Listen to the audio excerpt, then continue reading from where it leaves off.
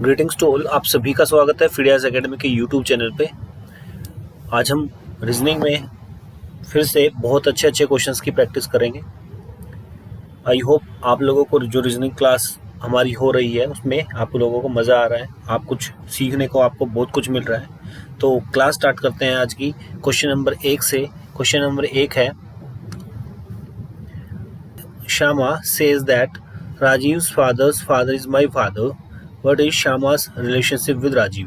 श्यामा कहती है कि राजीव के पिता मेरे पिता हैं, तो श्यामा का राजीव से क्या रिश्ता है ये हमें बताना है। 4 ऑप्शंस हमें दिए हुए हैं, तो यहाँ पे क्या है, श्यामा बोलती है ना, क्या बोलती है श्यामा?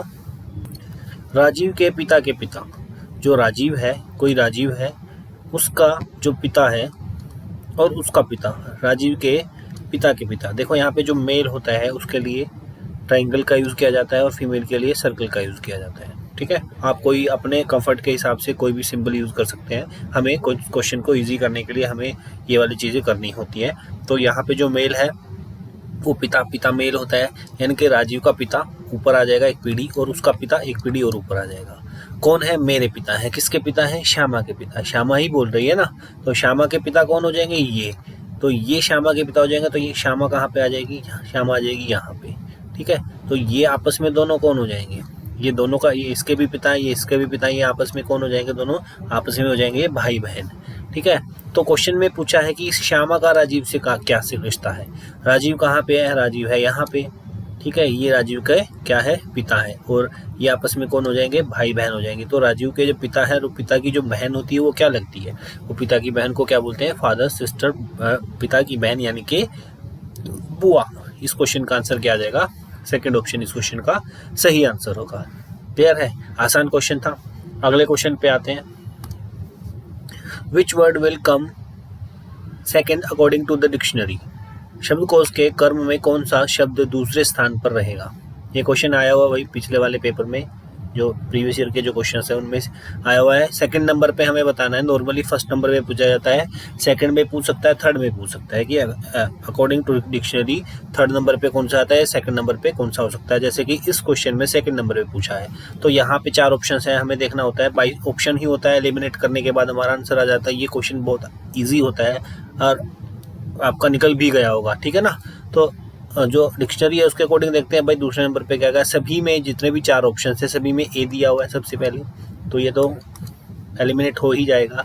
अब यहाँ पे बी है, यहाँ पे सी है, यहाँ एफ है, यहाँ टी है, तो फर्स्ट नंबर पे क्या आता है? डिक्शनरी के अकॉर्डिंग बी आता है। सेकंड नंबर पे क्या आएगा?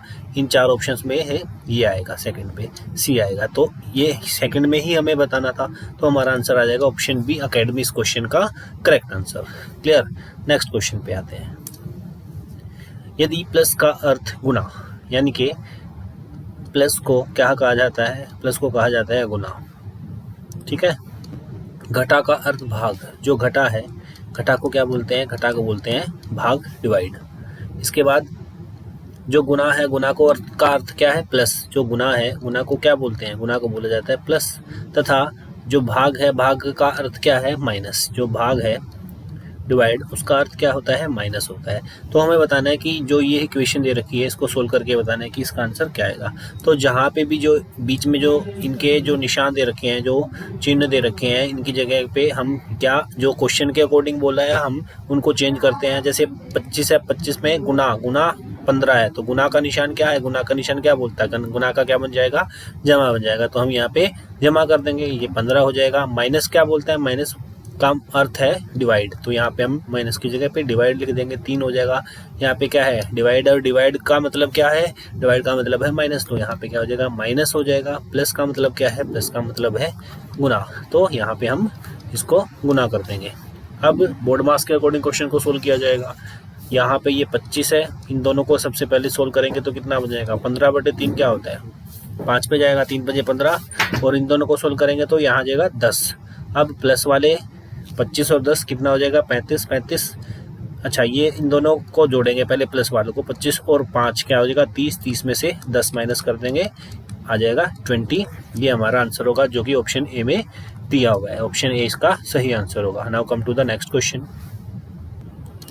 ये क्वेश्चन है भाई, क्वेश्चन नंबर 4 पे पहुंच गए हम। ये क्वेश्चन है हमारा डाइस चैप्टर से। तो इस क्वेश्चन में क्या बोलता है कि 2 positions of a dice are given below, if 2 is above then what number will come below. एक पासे की 2 स्थितियां नीचे दी गई हैं। जो आपके सामने ये पासा है, 2 पासे दे रखे हैं, तो यहाँ पे ये 2 पासा है और इसकी एक ही पासा है, इसकी 2 स्थितियां दी गई हैं, यानी कि एक ही पासा है, उसके नंबर चेंज करने के बाद 2 अलग अलग एक पासे के फोटो दे रखे हैं। तो इसमें बताना है जब 2 नीचे हो तो ऊपर क्या आएगी संख्या। ठीक है, तो नॉर्मल बात है कि इसमें क्या पूछा है, इसने अपोजिट पूछा है। किसका अपोजिट पूछा है? 2 का अपोजिट पूछा है। जो 2 का अपोजिट होगा वो हमें बताना है कि 2 क्या है, डॉट है। ठीक है, अब इस क्वेश्चन को सोल्व करने के लिए हम क्या करते हैं, जो हमें एक ही पासे की 2 स्थितियां दी गई हैं, तो हम क्या करते हैं, 1 कॉमन ट्रिक लगाते हैं। 1 कॉमन का मतलब क्या होता है, इनमें से हमें ये देखना होता है कि इनमें से दोनों जो डाइस हैं हमारे, इनमें 1 कॉमन कौन सा दिख रहा है। तो 1 कॉमन मुझे यहाँ पे दिख रहा है, दोनों में ही 3। देखो, ठीक है, इसके अलावा तो कोई कॉमन नहीं है। इसमें 1 कॉमन हो सकता है, 2 कॉमन भी हो सकते हैं, या सारे के सारे अलग भी हो सकते हैं। तो यहाँ पे क्या दिया हुआ है, यहाँ पे दिया हुआ है इन्होंने 1 कॉमन, और 1 कॉमन क्या है, 3। जो भी 1 कॉमन होता है दोनों डाइस के अंदर, हम उनको लिख देते हैं। यहाँ पे मैं यहाँ लिख देता हूँ, ये पहले डाइस के लिए हो जाएगा और ये हो जाएगा दूसरे डाइस के लिए 3। ठीक है, पहला डाइस ये है, दूसरा डाइस ये है। अब हम क्या करते हैं, अब हम इसको करते हैं क्लॉकवाइज, घड़ी के अनुसार। तो यहाँ पे 3 है, 3 के बाद क्या लिखा है, यहाँ पे 3 के बाद यहाँ पे पहले डाइस के अंदर लिखा हुआ है 6। तो यहाँ 3 के बाद हम क्या लिख देंगे, 6। अब यहाँ जो सेकंड वाला है, सेकंड में 3 के बाद क्या लिखा है, 5 लिखा, तो सेकंड में 3 के बाद क्या लिख देंगे, 5 लिख देंगे। अब जो फर्स्ट वाला 6 है, 6 के बाद क्या था, क्लॉकवाइज चलते हैं तो 1 आएगा, तो 6 के बाद यहाँ पे 1 हो गया।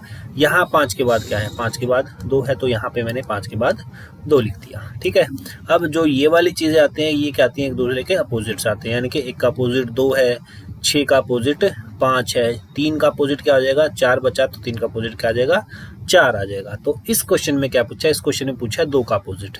ठीक है, तो 2 का अपोजिट क्या आ जाएगा, 1। ऑप्शन कहाँ पे है, सी ऑप्शन में। ठीक है, ये आपको इसका आंसर निकल जाएगा। तो इन क्वेश्चंस को ऐसे करना होता है कि 1 कॉमन निकालना है आपको, और उसको क्लॉकवाइज चलना है या एंटी क्लॉकवाइज चलना है, कैसे भी चल सकते हैं आप, या तो क्लॉकवाइज चल लो या एंटी क्लॉकवाइज चलो। तो हमारे जो ये आते हैं, ये एक दूसरे के अपोजिट्स आ जाते हैं। ठीक है, जैसे कि मैंने इस क्वेश्चन में आप लोगों को बताया है। क्लियर, नेक्स्ट क्वेश्चन पे आते हैं।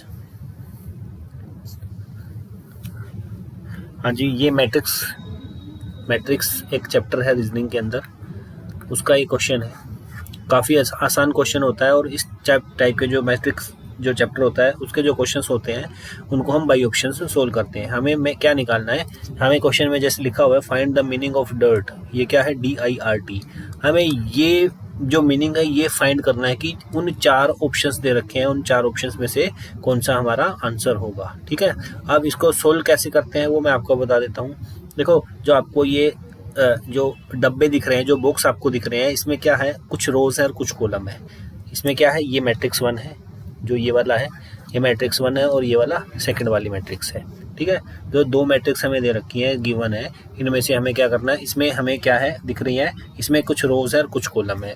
रो कौन सी होती है, रो ये वाली होती है, ये लेफ्ट टू राइट जो जा रही है, ये क्या होती है, रो होती है। ठीक है, और जो कॉलम होते हैं वो ऊपर से नीचे आते हैं। कॉलम कौन सा है, जैसे पहला कॉलम ये हो जाएगा, सेकंड कॉलम ये हो जाएगा, ऐसे ये ऊपर से नीचे वाले जो होते हैं कॉलम होते हैं।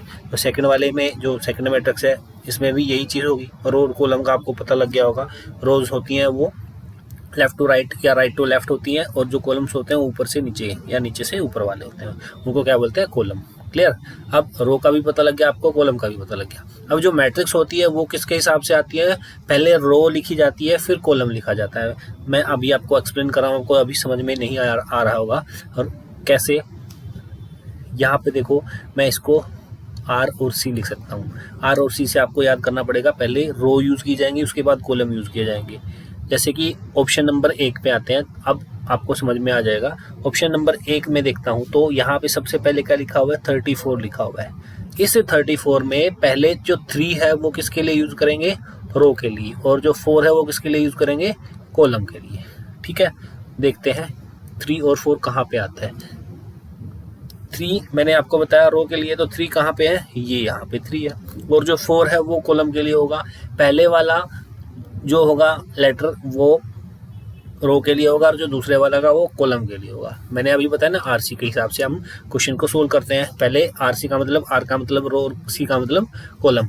तो जो पहला है ये तो रो के हिसाब से 3 कहाँ पे आएगा, यहाँ से देखते हैं तो 3 आएगा, और कॉलम क्या है 4, तो 4 को कॉलम कहाँ पे है, ये वाला कॉलम है। ठीक है, ये कहाँ लिखा हुआ है 4 कॉलम के अंदर ये लिखा हुआ है। अब इन दोनों को एक दूसरे से मिलाते हैं, यानी कि इसको तो मैं राइट की तरफ लेकर के जाता हूँ और इसको मैं नीचे की तरफ लेकर के जाता हूँ, तो ये कहाँ पे मिलता है, ये मिलता है आकर के डी पे मिलता है। तो इस 34 का मतलब क्या हो जाएगा, डी हो जाएगा। इस 34 का मतलब क्या हो जाएगा, डी। और हमें ये ही निकालना है, ये DIRT ही तो निकालना है ना हमें। तो DIRT में डी हमारा निकल गया। अब 69 का मतलब देखते हैं, 6 और 9। 6 रो कहाँ पे है, ये वाली है, और 9 कॉलम कहाँ पे है, ये। अब इन दोनों को मैं मिलाता हूँ तो ये कहाँ पे जाएगा, 6 और 9 बिल्कुल आई पे आएगा। तो डी के बाद आई भी मिल गया हमारा। अब आते हैं 77 पे। 7 और 7 को मिलाते हैं, ये 7 रो है और ये 7 कॉलम है, तो ये कहाँ पे मिलेगा, आर में मिलेगा। तो ये DIR 3 हमारे हो चुके हैं। फोर्थ और देखते हैं, 0 और 4 यहाँ पे लिखा हुआ ना, तो 0 तो यहाँ पे हो गया, 4 कहाँ पे हो गया, कहाँ पे मिलेगा, यहाँ पे O पे मिलेगा। तो DIRT नहीं बनाया तो DIRO बन गया, तो ये ऑप्शन हमारा गलत हो जाएगा। ठीक है, ऐसे ही अब हम सेकंड ऑप्शन पे आएंगे। सेकंड ऑप्शन देखते हैं, 4 और 2 है, तो 4 कहाँ पे है, यहाँ पे है, 2 कहाँ पे है, यहाँ पे है। कहाँ पे मिलेंगे ये आपस में, ये मिलेंगे यहाँ पे D पे। ठीक है, D बन गया 4 2 से। ठीक है, I बनाते हैं 5 और 7 से, ये 5 है, ये 7 है, तो यहाँ पे I बन रहा है, तो ये भी बन गया हमारा 6, यानी कि 6 और 6 पे देखते हैं, यहाँ पे 6 है और यहाँ पे भी 6 है, तो ये क्या बन रहा है, यहाँ पे 6 और 6 पे बन रहा है L। हमें क्या बनाना था, R बनाना था, तो ये ऑप्शन भी हमारा गलत हो जाएगा। अब 2 और 3 पे देखते हैं। देखो इसमें क्या होता है, ऑप्शन को एलिमिनेट करते हुए चलना पड़ता है हमें। ठीक है, 2 और 3 देखते हैं। 2 कॉलम रो होगा और 3 कॉलम होगा, ये 2 हो गया और ये 3 होगा। यहाँ पे क्या बन गया हमारा, D बन रहा है, तो ये हमारा D बन गया। इसका I बनना चाहिए। 7 और 8 देखते हैं, ये 7 हो जाएगा और ये 8 हो जाएगा, तो ये कहाँ पे जाके मिलता है, ये यहाँ पे आके मिलता है, तो ये U बन जाएगा। ये भी हमारा एलिमिनेट हो जाएगा। पहले 3 ऑप्शन एलिमिनेट हो गए, तो ऑब्वियस सी बात है कि हमारा आंसर क्या आएगा, ऑप्शन D आ जाएगा। फिर भी हम एक बार इसको चेक करके देखते हैं कि इसका जो आंसर है वो DIRT निकल रहा है या नहीं निकल रहा है। ठीक है, तो 1 और 0 देखते हैं, ये 1 हो जाएगा, ये 0 हो जाएगा, तो D बन गया। ठीक है, यहाँ पे D बन गया। 7 और 5, 7 और 5, 7 यहाँ पे है और 5 यहाँ पे क्या बन जाएगा, I बन जाएगा, तो DI बन गया। 95 देखते हैं, ये 9 है, ये 5 है, तो ये R बन जाएगा, ये हमारा R बन गया। 30 देखते हैं, 3 और 0, 3 रो के लिए और 0 कॉलम के लिए T बन जाएगा, तो ये क्या बन गया हमारा, DIRT। यही हमें बनाना था, तो इस क्वेश्चन का आंसर क्या आ जाएगा, ऑप्शन D इस क्वेश्चन का सही आंसर हो जाएगा। आई होप आप लोगों को ये जो क्वेश्चन है समझ में आ गया। बहुत आसान होता है, बाई ऑप्शन इस क्वेश्चन को सोल्व किया जाता है। अब आते हैं नेक्स्ट क्वेश्चन पे। इसमें पूछा है, how many circles are there in the figure given below. इस आकृति में कितने वृत्त हैं, हमें सर्कल बताने हैं कि टोटल कितने हैं। तो काउंट कर लेते हैं भाई, बहुत आसान होते हैं, तो मैनुअली काउंट ही करना पड़ेगा। 1 2 3 4 5 6 7 8 9 10 11 12 13, तो यहाँ पे हो गए। अब अंदर के चलते हैं, 14 15 16 17 18 19 और ये क्या 20। ठीक है, 20 के बाद एक ये वाला कॉलम जो होगा 21 हो जाएगा और एक सबसे बड़े वाला जो बाहर की तरफ है 22, तो ऑप्शन सी इस क्वेश्चन का सही आंसर होगा। ठीक है, 20 तो नॉर्मली जो हमारे अलग अलग दिख रहे हैं वो हो जाएगा, एक 21 ये वाला हो जाएगा और एक ये बाहर है जो सर्कल, ये जो सर्कल ही है, तो ये 22 हो जाएगा, तो इस क्वेश्चन का आंसर ये आ जाएगा। ठीक है, नेक्स्ट क्वेश्चन पे देखते हैं। यहाँ पे क्वेश्चन मार्क दिया गया भाई, इसमें हमें बताना है कि क्वेश्चन मार्क की जगह पे क्या आएगा। तो सबसे पहले इन क्वेश्चंस को सोल्व करने का सबसे अच्छा तरीका और बेस्ट तरीका मैं आपको कई बार बता चुका हूँ कि आपको जितने भी हमारे अल्फ़ाबेट्स होते हैं उनकी आपको नंबरिंग याद होनी चाहिए। अल्फ़ाबेट्स की नंबरिंग याद होनी चाहिए कि कौन सा अल्फ़ाबेट कौन से नंबर पे आता है। हमारे टोटल अल्फ़ाबेट्स होते हैं 26 और 26 में कौन सा अल्फ़ाबेट कौन से नंबर पे होता है वो आपको याद होना चाहिए। जैसे कि ये P है, ये इंग्लिश अल्फ़ाबेटिकल सीरीज़ के अंदर 16 नंबर पे आता है, R 18 नंबर पे होता है, T 20वें नंबर पे होता है, B सबको पता है दूसरे पे होता है, D 4 नंबर पे होता है, F 6 नंबर पे होता है, H 8 नंबर पे होता है, J होता है 10 नंबर पे, L होता है 12 नंबर पे। ठीक है, उसके बाद N होता है 14 पे, P होता है 16 पे और R होता है 18 पे। ठीक है, अब यहाँ पे हमें बताना है कि यहाँ पे क्या होगा।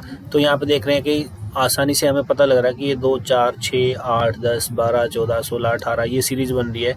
यहाँ पे क्या आएगा 16, 18, 20 के बाद क्या आएगा 22 आएगा, 24 आएगा, उसके बाद 26 आएगा। ठीक है, 26 के बाद और ये फिर 2 पे जंप कर जाएगा। तो 22, 24 और 26 पे क्या होता है, 22 पे होता है हमारा V, 24 पे होता है हमारा X और 26 पे सभी को पता है क्या होता है हमारा Z होता है इंग्लिश अल्फाबेटिकल सीरीज के अंदर। तो V, X और Z इस क्वेश्चन का आंसर होगा, जो कि ऑप्शन सेकंड में दिया हुआ है। आई होप आप लोगों को ये क्वेश्चन समझ में आया होगा और आसान भी था, आपने खुद भी कर लिया होगा। Now come to the next question. ये सीरीज का क्वेश्चन है भाई, सीरीज से दिया गया है। तो यहाँ पे देखते हैं कि कैसे इस क्वेश्चन को सोल्व किया जा सकता है। ये 544 है, 509 है, 474 है, 439 से। ठीक है भाई, डिक्रीजिंग ऑर्डर में चल रहा है, इसमें कुछ ना कुछ माइनस होता जा रहा है। तो माइनस करके देख लेते हैं क्या आएगा। 544 में 509 माइनस करते हैं तो 14 में से 9 गया 5 होता है और यहाँ पे 3 बचेगा, 3, 35 आंसर डिफरेंस है इनका। ठीक है, इनका डिफरेंस देख लेते हैं। इनका डिफरेंस है 9 में से 5 गया, 4 गया 5 होता है और यहाँ पे 10 में से 7 गया 3 होता है, 35 ही बचेगा। ठीक है, दोनों 35 आ रहे हैं इनका और चेक कर लेते हैं भाई। यहाँ 14 में से 9 गया 5 होता है और यहाँ 6 में से 3 गया, ये भी 35 आ रहा है। यानी कि सभी का डिफरेंस क्या दे रखा है, सभी का डिफरेंस दिया हुआ है 35। तो यहाँ पे भी 35 ही डिफरेंस होगा। तो इसमें डिक्रीजिंग ऑर्डर में जा रहे हैं ना, तो इसमें भी 35 माइनस कर देते हैं। तो 439 में 35 माइनस करेंगे 39 है और 35 माइनस करेंगे तो 4 आता है, यानी कि 404 आएगा। यहाँ पे ऑप्शन सी इस क्वेश्चन का करेक्ट आंसर होगा। क्लियर, आसान क्वेश्चन था। नेक्स्ट क्वेश्चन पे आते हैं। हाँ जी, which day was on 15th of August 1947। आपको सबको पता होना चाहिए, ये जीएस का भी क्वेश्चन में आ जाते हैं कि जिस दिन हमारा देश आज़ाद हुआ था, भारत देश आज़ाद हुआ था, उस दिन कौन सा डे था।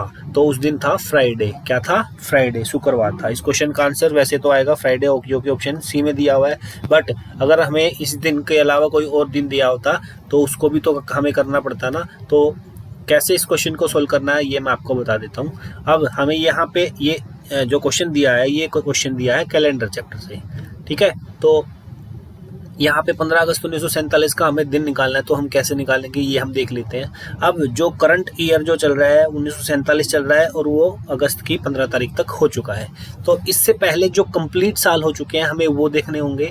उससे पहले क्या देखना होता है, उससे पहले देखना होता है कि जो विषम दिनों की संख्या होती है, जो ऑड डे होते हैं, उसकी हमें नॉलेज होनी चाहिए। तो मैं आपको एक बार मोटा मोटा बता देता हूँ। एक्सप्लेन तो ज़्यादा नहीं कर पाऊँगा but I will try to explain little bit about this calendar chapter. जो 100 साल होते हैं ना, जो 100 साल होते हैं, उस 100 सालों में जो विषम दिनों की संख्या होती है वो क्या होती है। विषम दिन का मतलब ऑड डेज। ऑड डेज जो होते हैं वो कितने होते हैं 100 सालों के अंदर, वो होते हैं 5। अगर 200 सालों की बात करता हूँ, अगर मैं 200 सालों की बात करता हूँ तो 200 सालों में जो विषम दिनों की संख्या होती है वो क्या होती है, वो होती है 3। अगर मैं 300 सालों की बात करता हूँ तो उनमें विषम दिनों की संख्या क्या हो जाएगी, उनमें विषम दिनों हो जाएंगे हमारे, ऑड डे हो जाएंगे हमारे 1। ठीक है, अगर 400 सालों की बात करता हूँ, 400 सालों की बात करता हूँ तो उसमें विषम दिनों की संख्या क्या हो जाएगी, उसमें होती हैं 0।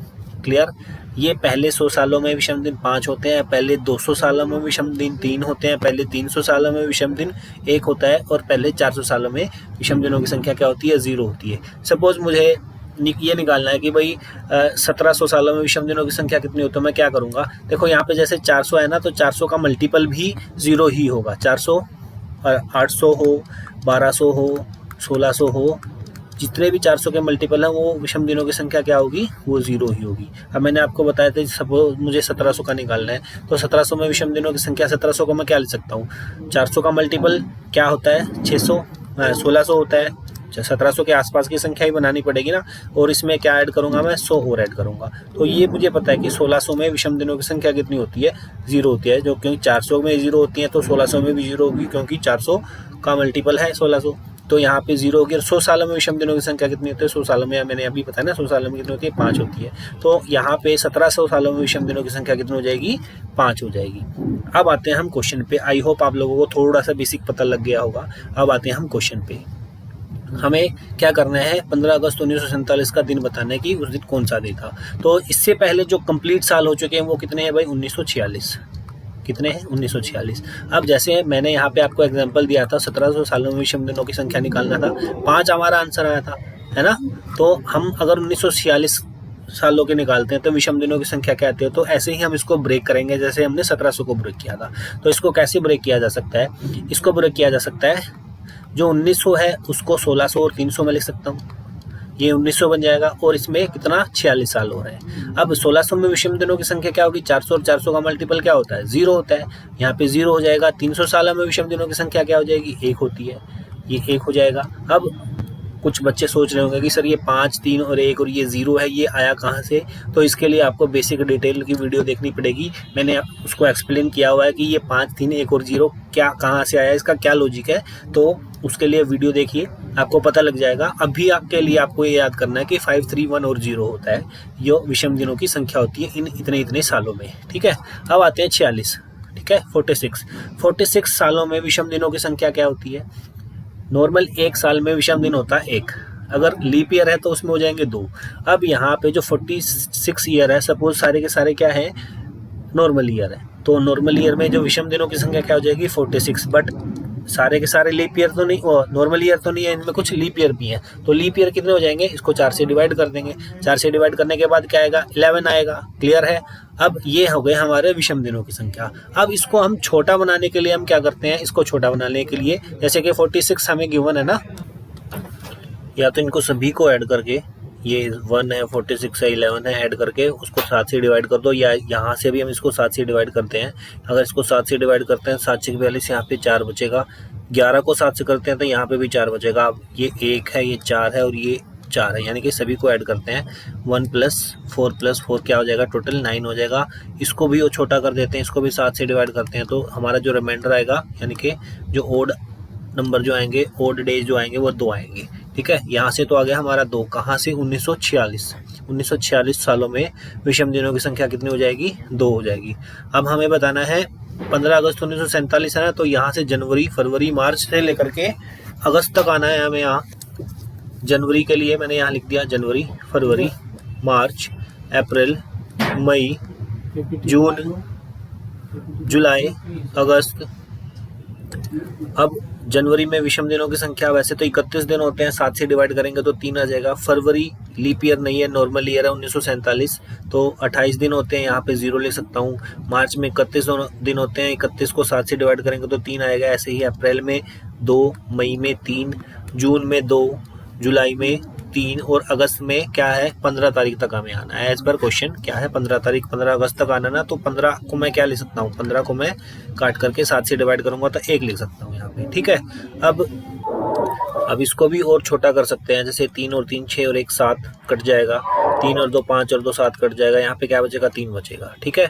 जनवरी से लेकर के 15 अगस्त तक 3 विषम दिन होंगे। 1946 तक 2 विषम दिन थे, अब इनको भी ऐड करेंगे। हमें तो 15 अगस्त 1947 तक का बताना है ना, तो 2 + 3 क्या हो जाएगा 5 हो जाएगा। और 5 का मतलब क्या होता है फ्राइडे होता है। क्या होता है 5 का मतलब फ्राइडे। कैलेंडर का पूरा चैप्टर करेंगे तो आपको ये वाली चीज़ों का अच्छे से पता लग जाएगा। जैसे जो संडे होता है, संडे 0 होता है, मंडे 1 होता है, ट्यूसडे 2 होता है, 3 वेडनेसडे, थर्सडे 4 होता है, ठीक है, फ्राइडे 5 होता है। तो यहाँ पे 5 हमारा जितने विषम दिन होते हैं उसी के अकॉर्डिंग हमारा आंसर आता है, क्लियर है। तो इस क्वेश्चन का आंसर 5 का मतलब फ्राइडे, तो उस दिन क्या होगा फ्राइडे होगा।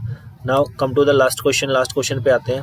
अगर पिकॉक पिकॉक है, जो पिकॉक दिया हुआ है, इंडिया दिया हुआ है, बियर दिया हुआ है, तो पिकॉक इंडिया का क्या है एक नेशनल बर्ड होता है, ठीक है। सबको पता है कि इंडिया का जो नेशनल बर्ड है वो क्या है, वो पिकॉक है। तो यहाँ पे ऐसे ही हमें बियर का बताना है कि बियर कौन से देश से रिलेट करता है। तो बहुत आसान है भाई, बियर जो है वो रशिया से रिलेट करता है। तो इस क्वेश्चन का आंसर क्या आ जाएगा, ऑप्शन डी रशिया इस क्वेश्चन का सही आंसर होगा, ठीक है। आई होप आप लोगों को मज़ा आया होगा। नेक्स्ट क्लास में मिलते हैं, तब तक के लिए जय हिंद जय भारत। पढ़ते रहिए, मुस्कुराते रहिए। Thank you.